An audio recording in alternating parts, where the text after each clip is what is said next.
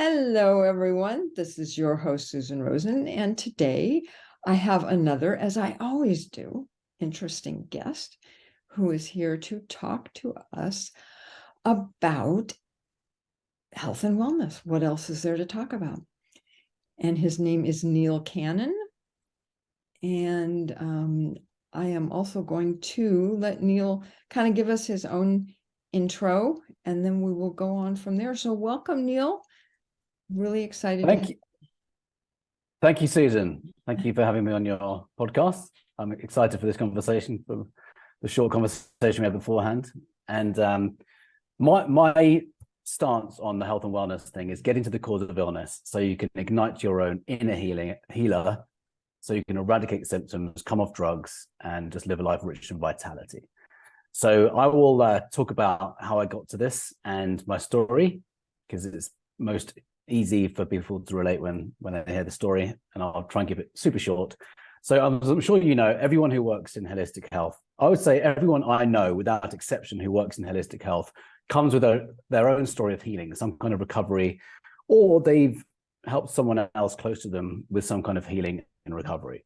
And I myself come with a story. So I had very bad eczema from a toddler, and it went on to my early 30s. And it wasn't until my father suffered a stroke when I started looking into my own condition.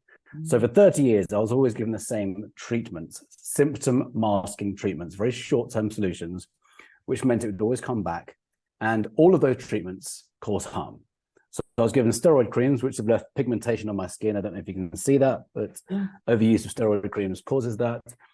They appear to work for the short term because they heal the skin really quickly, but then it causes more harm in the long term. Same with prescription moisturizers, full of nasty, toxic ingredients, which should not be put on your skin, which is a semi-permeable membrane and absorbs everything into the bloodstream, or most things into the bloodstream. And then we have antibiotics. When it got really bad, when I had a flare-up, I'd be prescribed antibiotics, which I'm sure you know harm the gut microbiome. And I know they're very effective in certain situations. They can get us out of trouble. For things like skin conditions, they tend to just do over prescriptions or do too many prescriptions, and they weaken the gut, the very organ you want to heal if you have a skin condition or any other kind of chronic inflammatory health condition for that matter. So that was a treatment I had for 30 years. And it wasn't until my father suffered a stroke when I started looking into my own thing, because I had this kind of inner knowing his stroke was avoidable. Prior to his stroke, he was told by his sister, who's a naturopathic doctor who had tested his blood, that he had chronic inflammation. I remember him telling me this. We were in a family home in the kitchen. He was making tea, and he said, "Neil, I've got chronic inflammation," whatever that means. And I was just getting into health and wellness at that point. So a few years later, when he had the stroke, I remembered this. And I had also written a book on increasing testosterone naturally, which is linked with reducing inflammation.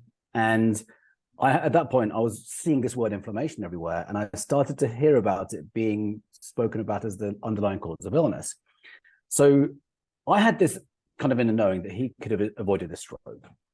It was a combination, I would say, of what I'd learned and researched, and also this inner knowing, this innate intelligence, something from within telling me he did not have to have this stroke. And I went on more of a research quest to figure out what this thing called chronic inflammation was all about. And sure enough, very soon I found, just by reading a few books, watching some documentaries, watching some interviews with experts, with doctors that I really respect, that inflammation was the underlying cause of the hypertension that ultimately led to his stroke, also a result of chronic inflammation. And also the asthma he'd had since 12 years old, also a result of chronic inflammation, a fully reversible condition. Not many people know that, but it is.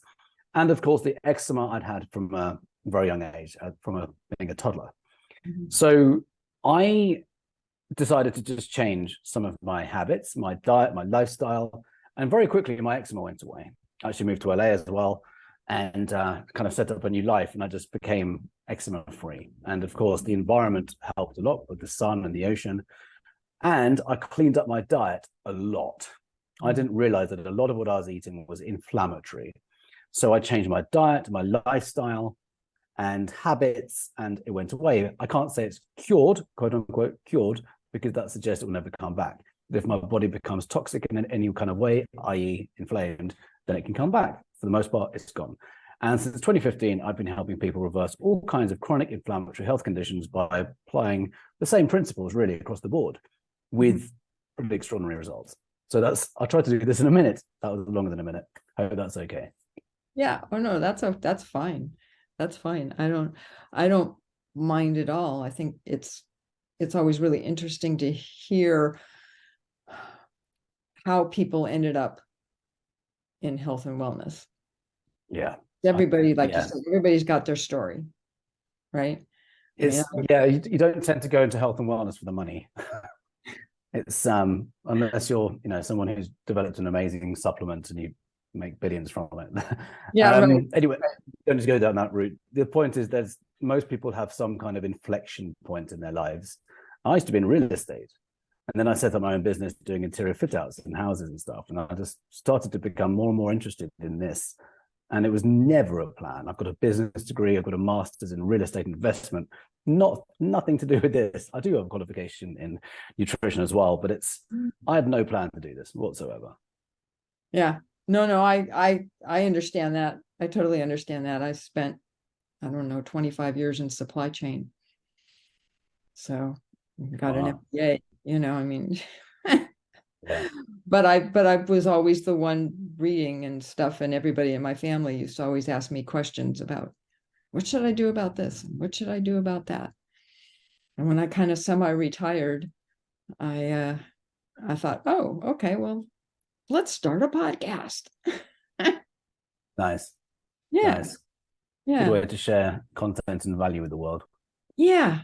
Yeah, exactly. And I think that even though that there's a lot more information out there now, I think it's still hard for people to find, something that isn't going to their MD and walking away with a prescription. Totally. Yeah. So I set up my podcast as well. Yeah. And wrote the books that I've written. Yeah. Yeah.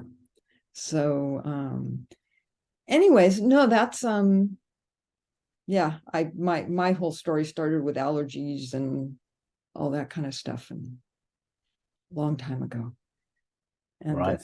The allergist I went to said, oh, okay, well, nothing is going to help you except stop eating all those things.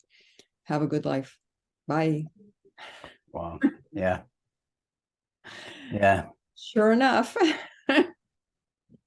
And now you're rid of them? No, I wouldn't say I'm rid of them. I just don't eat. It's gone down.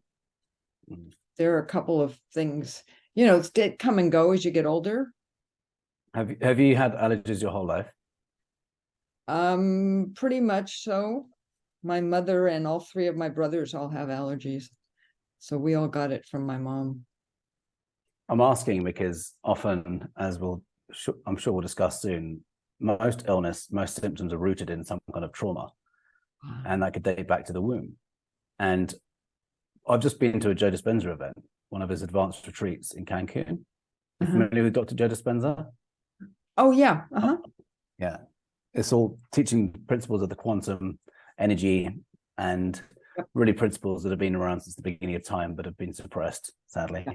But people are attending his retreats and reversing the most incurable of illnesses in a matter of days, spontaneous remissions from the most advanced cancers, autoimmune diseases, handicapped people are walking again, deaf people are hearing again, blind people are seeing again. All this stuff that is available to us, we just don't know about it because of our outdated paradigms. Let's just say that. Antiquated paradigms.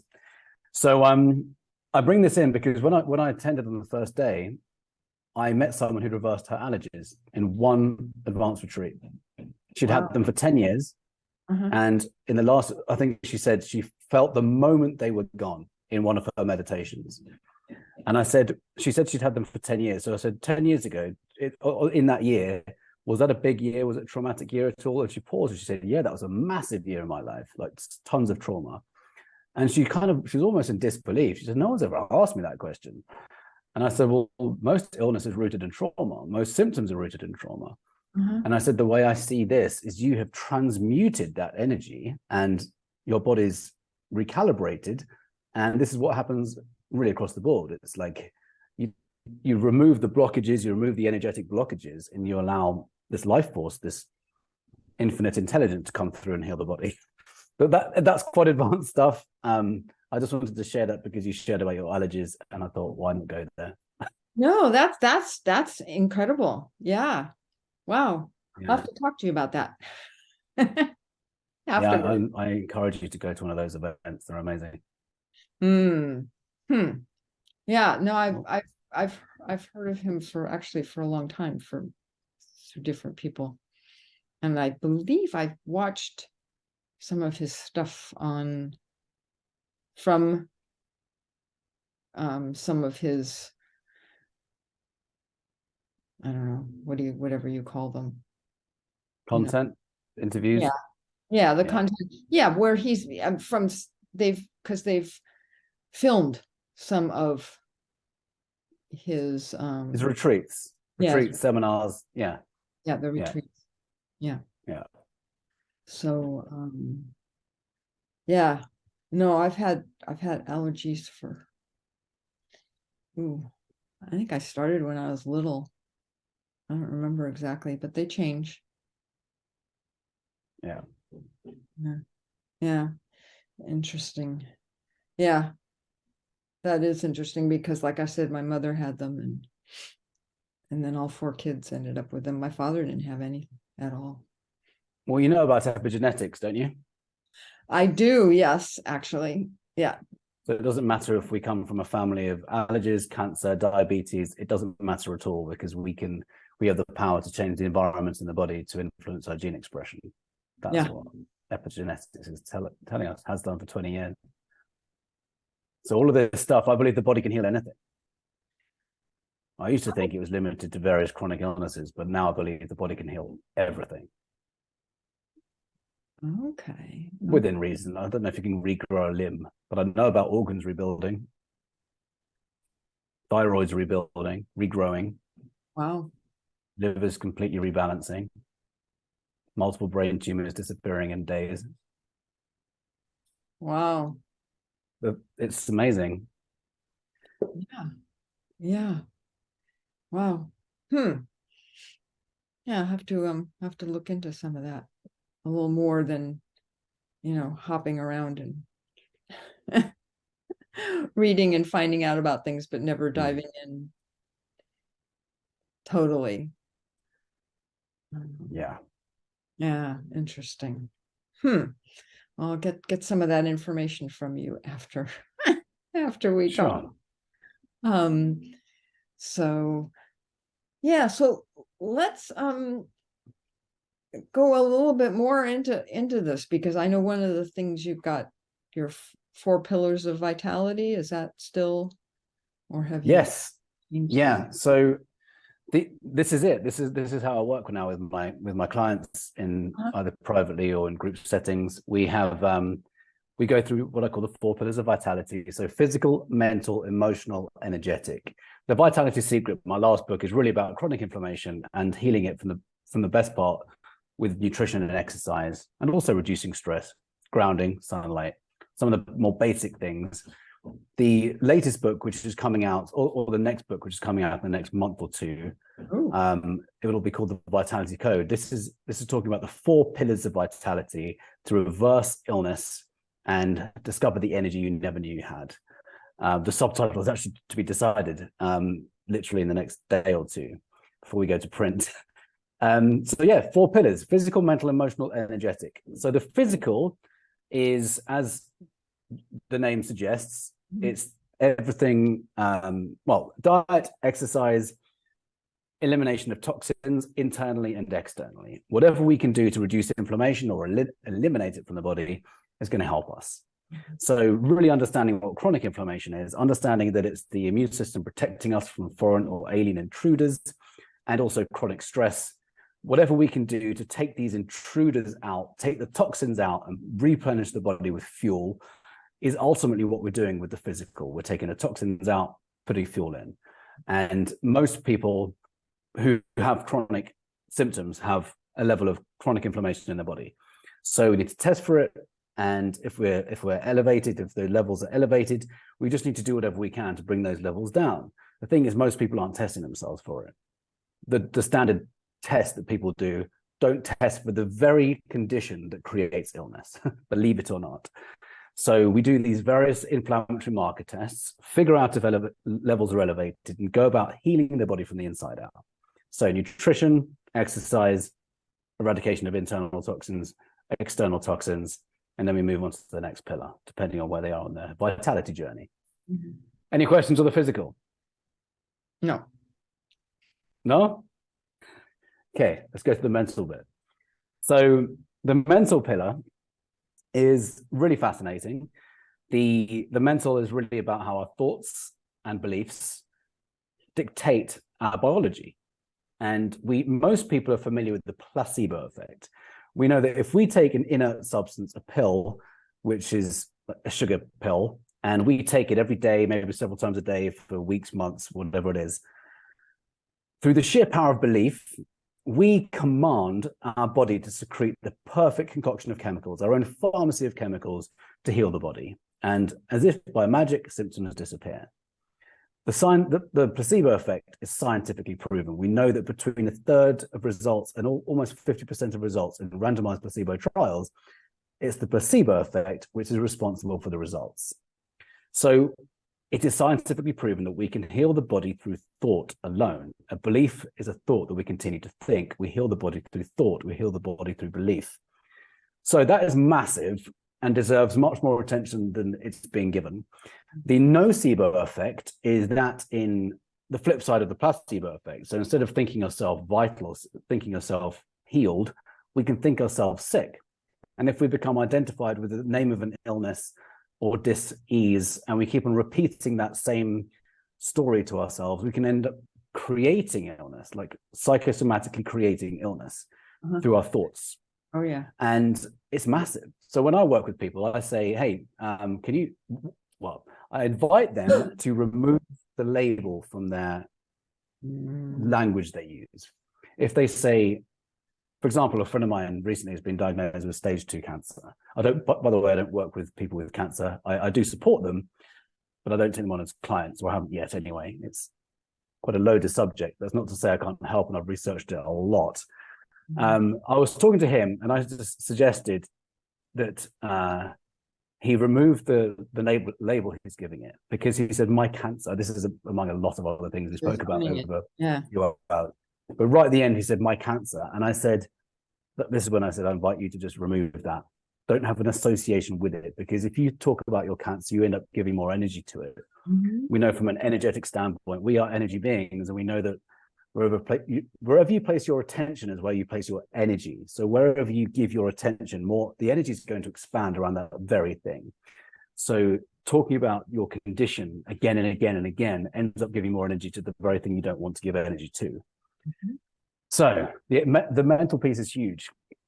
There's also the psychology of committing to your own vitality journey and to becoming free from illness, free from pain, free from medication, what it's going to mean for the individual for a full recovery. Some people don't actually want to heal. Not on a conscious level, on a subconscious level, they don't actually want it.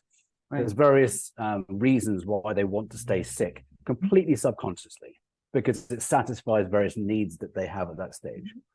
So we want to get past those false benefits of, maybe it's, a cry for help, whatever it is, to be seen, to be heard. Some people like to stay sick, not consciously, subconsciously. So helping them gear up and get clear on a vision and get clear on their why, so they can be inspired by their vision, go beyond motivation, go to inspiration, get pulled forward by a vision rather than having to kick themselves into action to make themselves better. That's the mental piece. Any questions? No, it makes perfect sense. The next one is emotional. So most people can get their head around the idea that, or not the idea, the fact that around 90% of illness, chronic illness, is down to chronic stress. Chronic stress creates chronic inflammation. Living by the hormones of stress creates the pharmacy of chemicals for disease, basically. Simplest way of looking at it. You downregulate genes for growth and repair. And it's it's living from fear, from a place of survival, and that is not conducive to an environment of healing. Mm-hmm. So what we want to do is change that environment and signal new genes in new ways. This is the words of Dr. Joe Dispenza again, actually, which we can do through a variety of tools and techniques. But with emotional health, a lot of people don't realize what chronic stress actually is. So chronic stress is stress is actually our internal response to external strains. Mm-hmm. So it's our perception of our world around us, which has the potential to create this stress response in the body. And it's really our own interpretation, the meaning that we give to whatever life throws at us or throws for us, presents to us. Mm-hmm. It's the meaning that we give to that event that has the potential to create stress in the body. Mm-hmm. I always use the traffic jam example. You can have two people in exactly the same external circumstance and have very different response. Mm. So you can be flowing on the way to work, and then suddenly there's an accident and grind to a halt. One person can just be relaxed, call ahead, call their boss, say, hey, I'm going to be late. Listen to music, listen to a podcast, just chill out. Listen to the Vitality Secret podcast or your one maybe, and just chill out and just enjoy that time. And you know that their biology is not going to change. It's just going to be calm and fine. Mm-hmm. Another person can be in exactly the same circumstance, and they will start swearing, effing and blinding, weaving in and out of traffic, cutting other drivers up, screaming, and you can virtually see the veins popping out of their neck, their head. You can see the blood rushing to their head. You can kind of imagine what's going on. You know that their biology is changing in a negative way. I used to feel a bit shameful saying this 15 years ago or something. I used to get road rage, and not in a really bad way, but I just get angry, if people were sat in the outside lane. Get out, and my girlfriend at the time would say, Neil, just chill out. You're going to give yourself high blood pressure. I didn't listen to it. But now I'm understanding how we are in control of our biology by how we respond to our world around us. Mm-hmm. So what are people responding to in a traffic jam? They're responding, what's the situation? It's meaningless. The meaning it has is the meaning that we give to it. Mm-hmm. It's just that we give meaning to ultimately what is lots of stationary cars. Mm-hmm. So it's when we peel back the layers of the onion, we're going, why is that creating a fear response in my body? What's that? Why is that triggering something on me, mm-hmm. in me? Am I about to disappoint someone? Am I about to let someone down? How's that going to reflect on me? And then you start going, oh, okay, now I'm starting to see why I'm getting triggered by this situation where there are lots of stationary cars.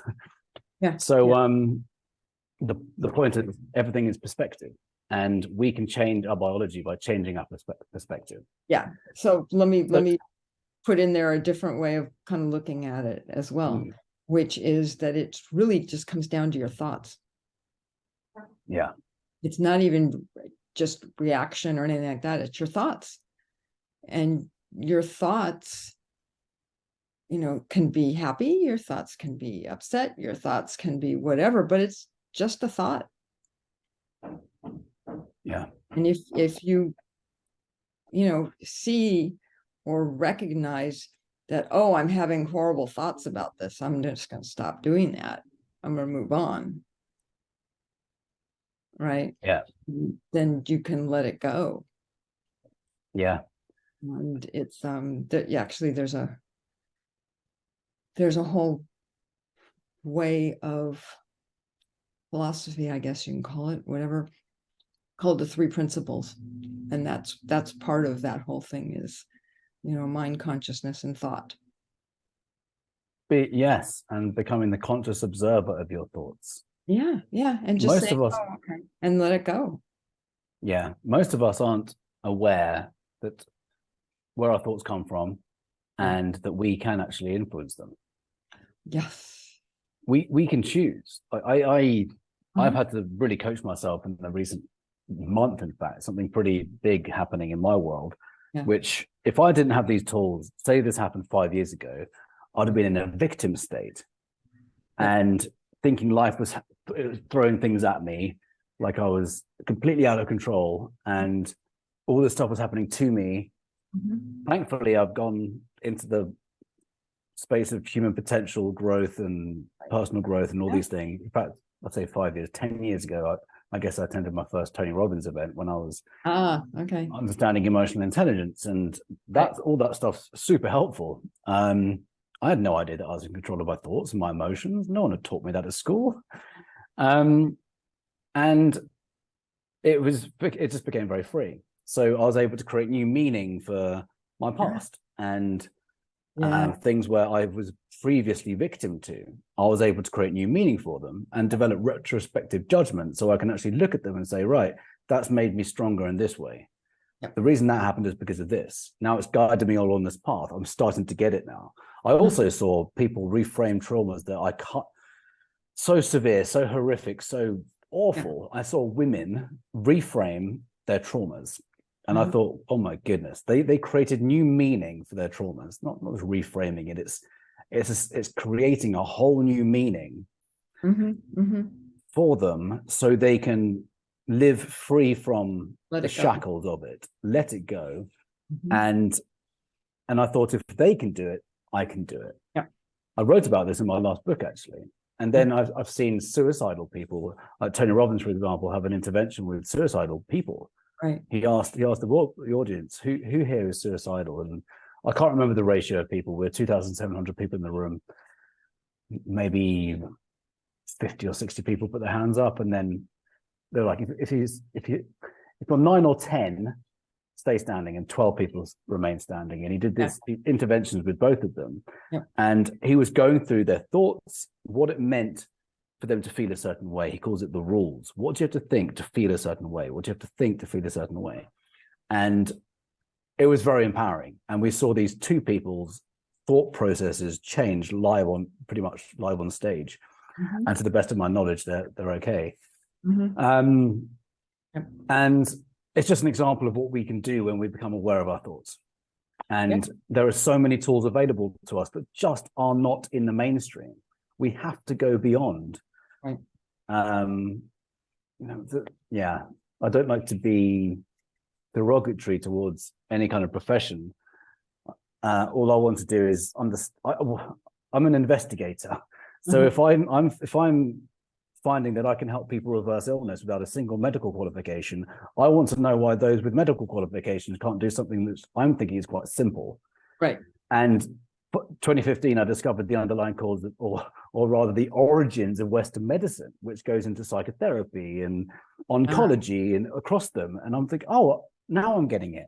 Something happened in 1910, which altered the entire course curriculum taught to doctors to make it about drugs and surgery, which has now become a $4 trillion medical industrial complex, controlling so much of what we know to be true in the mainstream. So once we know that, we can go, okay, I just said a lot there. That was quite a big bombshell, maybe. Once we know that, we can then go, okay, I'm going to put that aside, honor it for what it's amazing at, emergencies, gets us out of trouble. My parents wouldn't be alive, if it wasn't for the Western medical industry, and some of my friends in England wouldn't be alive today if it wasn't for them. When it comes to chronic illness and dis-ease, I realized that it's, let's just say limited and harmful, because there's not a single drug on the market that doesn't come with side effects. Every drug, bar none, comes with side effects, which means every drug, bar none, causes harm. William Osler, the father of modern medicine, said, if you take medicine, you have to recover twice, once from the medicine, once from the illness. Medicine meaning medication. I'm not talking about medicine prior to 1910. So I've said a lot. Once we establish that there's another way of doing things, we can go down the healing path. I will not call it alternative health. I'll not call it alternative medicine. They're both misnomers. They mean nothing. There is a holistic health path where you actually get to the cause of your illness. And so you listen to the warning lights on your dashboard, i.e. a symptom, and you investigate the cause to find out where that symptom comes from.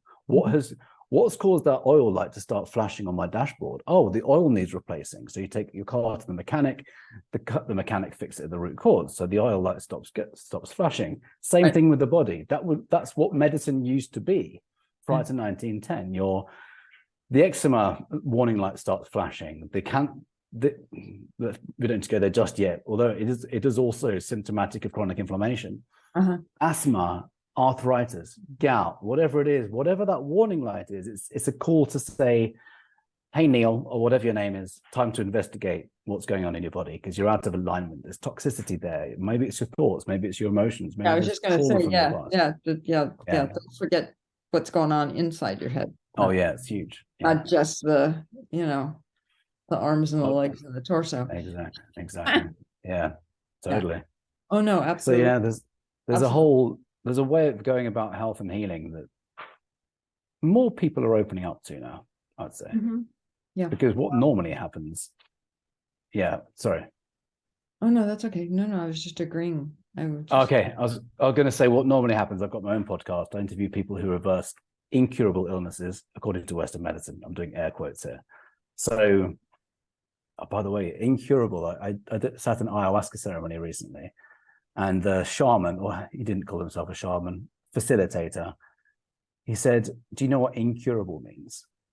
I said, "Well, supposedly you can't cure it." He said, "No, it means you have to go in to cure it." And I thought, ooh, I love that. Yeah. Because we have to go within. Right.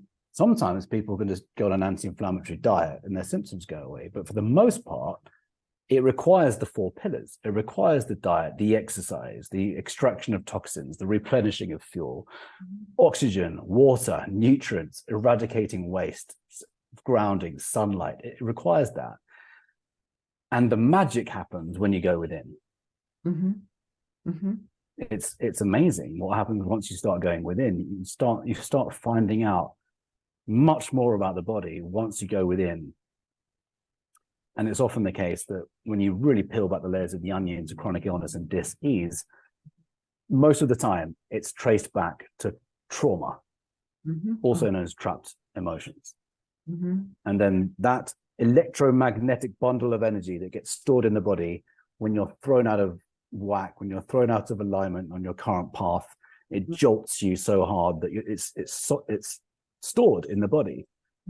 That then becomes solidified and starts to create symptoms in the body or in your life: addictions, family relationships, intimate relationships, finances. It's all this energy that gets trapped. And when we go within and we start releasing this energy, the body starts to go back into balance, back into homeostasis. And magic, it's almost like magic happens, and we can have spontaneous remissions if we follow or immerse ourselves into meditation and heart and brain coherence, and really tuning back into the frequency of love, ultimately back into the heart, the power of the heart, the frequency of the pharmacy of chemicals that love secretes are very different compared with the frequency of chemicals that fear secretes. I'll say that in a different way. If we live from a place of love and appreciation and gratitude, we literally have a different pharmacy of chemicals secreted in the body. And the chemicals of fear, namely stress and anger, anything that is under the umbrella of fear secretes a very different concoction of chemicals, which typically create dis-ease. So the more that we get back into love, into alignment with our heart, with our heart's calling, with our purpose, and we are on track, then things come back into balance. And I think that's where we find that freedom within. And it's a lot easier to respond to whatever life presents for us. Right. Oh, no, absolutely. Absolutely. I totally agree. And there are different, like I was saying, I mean, for me, the big thing that I found was the 3 principles. And very similar to what you're talking about, right, with the thoughts and stuff, is that kind of one of the things that is a basis of that is to understand that none of us are broken and none of us are lacking anything. Totally. Because absolutely, that's what people are always running around trying to do, right? They're trying to fill the holes, fill and the there aren't woods. any holes. So yeah, it that's isn't. massive.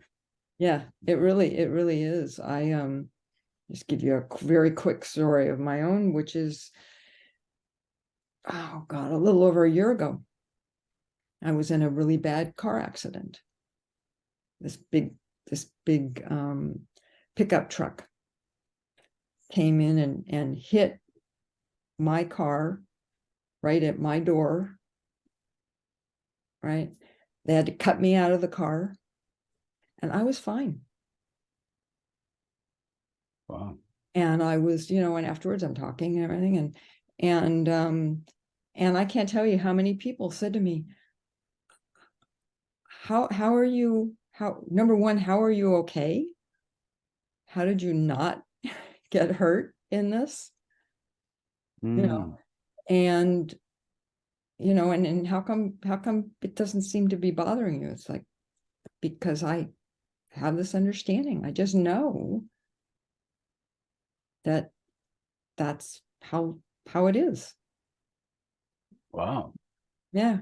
I mean, they totaled my car. The frame got bent. Right, the one right there. Yeah. Yeah, they couldn't fix it. So you didn't get injured. No, not at all. Mm-mm. So what do you think that was? Just knowing that it was okay, that I would be okay. Mm. Just Wow. yeah. It and not funny, the thing was that I didn't even, I mean, it wasn't like I sat there thinking to myself, oh, okay, I'm okay, I need to, no, it just, the whole thing just happened. Mm. It was interesting. Amazing. Yeah. Yeah, exactly. So yeah, but then again, when I trip walking down the street, that's a whole different issue. I do that way too often. Right. But that's a whole different, right? Yeah. We won't go there. Um anyways, so as we were saying, so was that all four that you talked about, or was there one more? For some reason I said, There is one more. There's the energetic piece. We've kind of covered it. So we've done physical, mental, emotion. I talked about, maybe I should revisit that again because it's a big one to get your head around. We talked about chronic stress. I talked about electromagnetic bundles of energy when we're jolted out of alignment. We have that emotional trauma or even physical trauma, and it's stored in the body.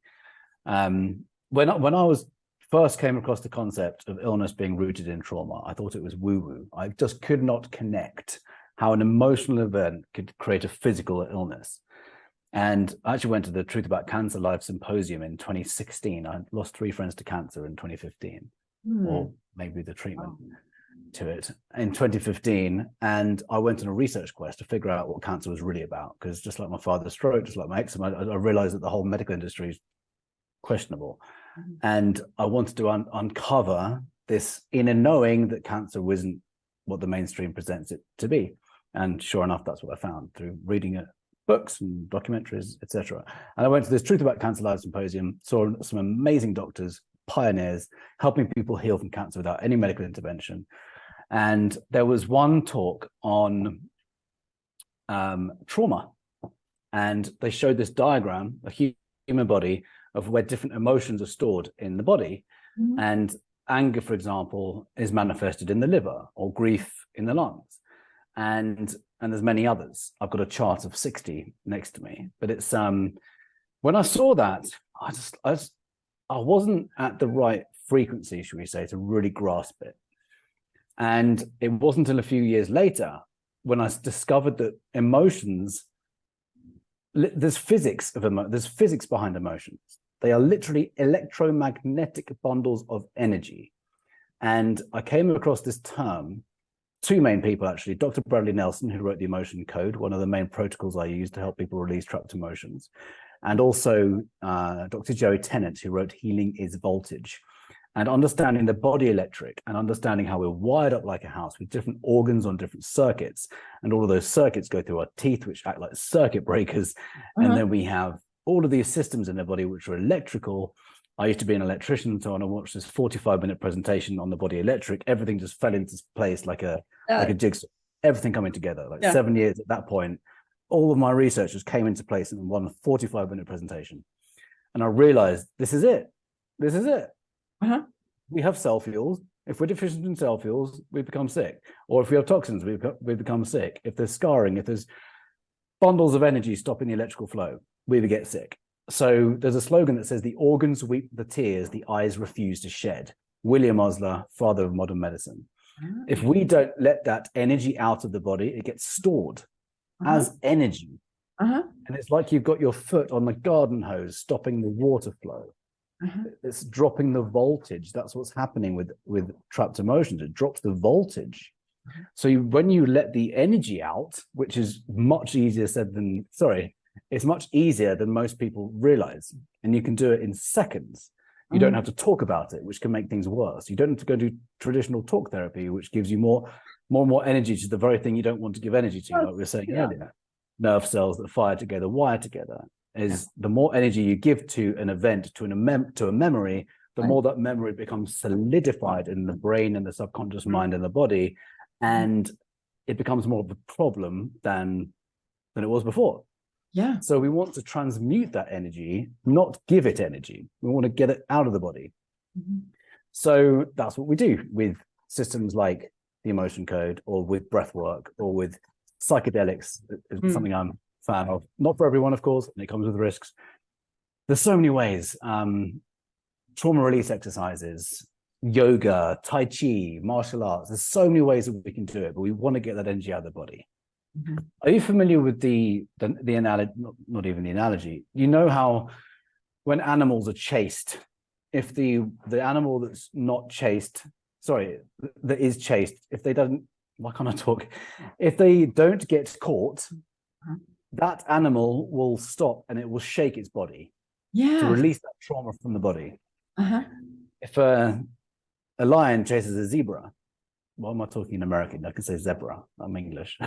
A lion chases a zebra. The zebra doesn't get caught. It will shake its whole body once it's free of that threat. Same with dogs, same with cats. We don't do that, but we need to. I dated a girl a few years ago, and we had this argument, and she just started shaking her body. I'm like, what are you doing? This is before I discovered all this stuff. I used to heckle her for it. I was like, well, I don't know what you're doing. This is weird. But she was doing something very useful. She was shaking off that energy from an argument that we'd had. And it all makes sense now. If we don't disperse that energy, it can create illness. And it could be as small as an argument with a sibling when you're 5 years old, or a parent when you're 10, or whatever it is. It doesn't have to be a massive trauma. It can be something quite small. So, or you might lose a job sometime, or fail an exam when you're 16. There's all these things that create an imbalance. And if we address that, that gives us the freedom to heal whatever it is in the body. Okay. So that's the emotional pillar in a nutshell. Okay. Oh, that's very interesting. I'll have to remember that. It's huge. It's arguably the most important piece of healing, I would say. Wow. Unless you're living next to a cell phone tower, or you're sleeping with your EMF phone on your head, giving you a brain tumor all night. No. There's, what I'm talking about is toxins, which put a threat to our cells and DNA.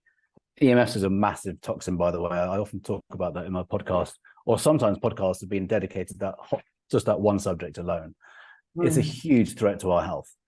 So I always talk about creating an environment which is conducive to healing, turning off the Wi-Fi, turning the plane into airplane mode when you're sleeping, or turning off the Wi-Fi when you're sleeping, turning everything off, particularly when you're sleeping, protecting yourself during the day, protecting the home from Wi-Fi, just being mindful about these threats.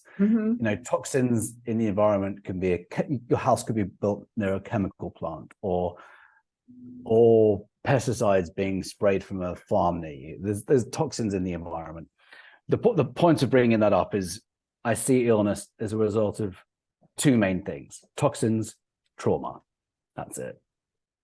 Simplified. But the trauma piece is so big. People can work with asbestos, for example, which we know is carcinogenic. Not everyone who works with asbestos is going to get cancer. Not Right. everyone. So what makes the people who get cancer weaker and more susceptible to it? You peel back the layers of the onion and you start to get down into a weaker immune system. What makes the immune system weaker? Oh, lack of cell fuels and too many toxins, or there's trauma when you go really, really, really, really, really deep down. Yeah. Which weakens the gut, and people end up living by the hormones of stress, which is one of the main reasons why the gut is weaker.